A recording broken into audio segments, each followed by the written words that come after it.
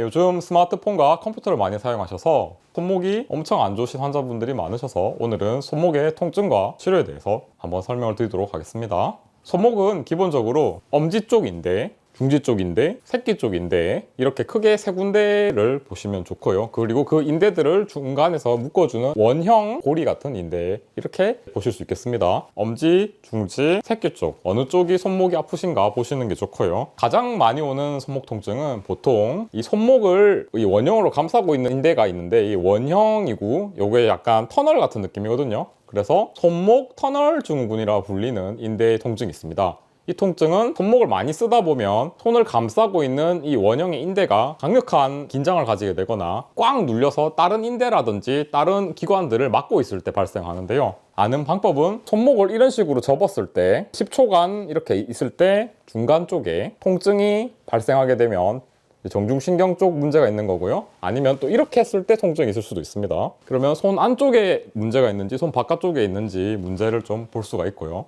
그리고 손 전체가 그냥 뭔가 꽉 조이는 느낌과 함께 이렇게 돌리기만 해도 움직이기 아픈 경우 거의 손목 터널 증후군을 의심해 볼 수 있는데, 이 손목 터널 증후군의 치료는 기본적으로는 최대한 손목을 돌리시는 동작을 최대한 줄여주시는 게 좋아요. 긴장도가 너무 걸려있기 때문에. 그래서 손목을 좌우로 이렇게 돌리는 동작은 최대한 금해 주시는 게 좋고요.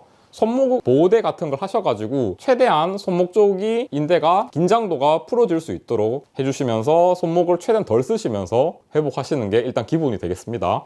그래도 텐션이 풀리지 않는다면 가까운 한의원을 내원하셔서 강력한 텐션이 있는, 긴장이 있는 곳을 침 치료를 해서 뜸 치료를 하든지 풀어주는 게 좋습니다. 너무 만약에 굳어 있는 곳이 있다면 이제 도침이라든지 더 강력한 기법들이 있으니까 가까운 한의원에서 치료를 받으시면 빠른 시일 내에 회복이 되시고요. 기본적으로는 또 뭐 온열 치료라든지 뭐 파라핀 치료라든지 초음파 치료 등등이 있겠습니다.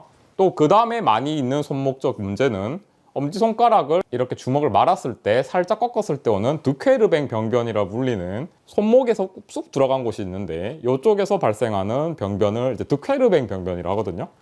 이게 또 손목에서 가장 많이 발생하는 문제이기도 합니다. 보통 엄지를 많이 쓰거나 검지를 많이 쓰거나 도구를 많이 쓰시는 분들이 손목을 이런 식으로 많이 쓰시는 분들에게 오는 손목 엄지 쪽 문제가 되겠습니다. 이것도 마찬가지로 최대한 이쪽 손목에 긴장이 너무 심할 경우에는 치료 같은 경우는 최대한 덜 쓰시면서 여기에 긴장도를 풀어주시는 게 좋고, 만약에 정 풀리지 않는다면 온열 치료나 초음파 또는 한의원에서 침 치료 등등을 하셔서 손목이 부드럽게 되시는 게 일단 목표로 하시는 게 좋을 것 같습니다. 기본적으로 손목 통증이 왔을 때 가장 조심해야 될 점은 이 좌우로 이렇게 손목을 꺾는 동작들, 그리고 과도하게 앞으로나 뒤로 꺾는 동작들을 긴장 있게 하시면 안 된다는 겁니다. 특히 가장 조심해야 될 게 뭐 병따개를 돌린다던가 망치질을 할 때 손목을 많이 움직인다든지 손목을 많이 움직이면서 마우스를 한다든지 이런 어떤 손목에 무리 가는 동작들은 더 손목을 악화시킬 수 있으니까 최대한 자제하시는 게 좋고, 그럼에도 많이 풀리지 않는다면 가까운 의료기관에서 치료를 받으시는 게 가장 좋겠습니다.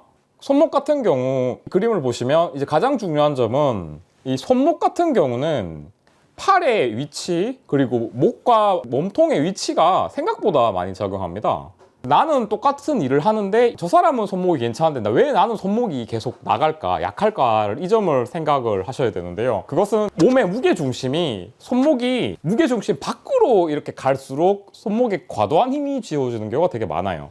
그 말인즉슨 허리와 목 건강이 안 좋을 때 이 팔이 앞쪽으로 쏠리면 쏠릴수록 손목이 약해진다는 것입니다.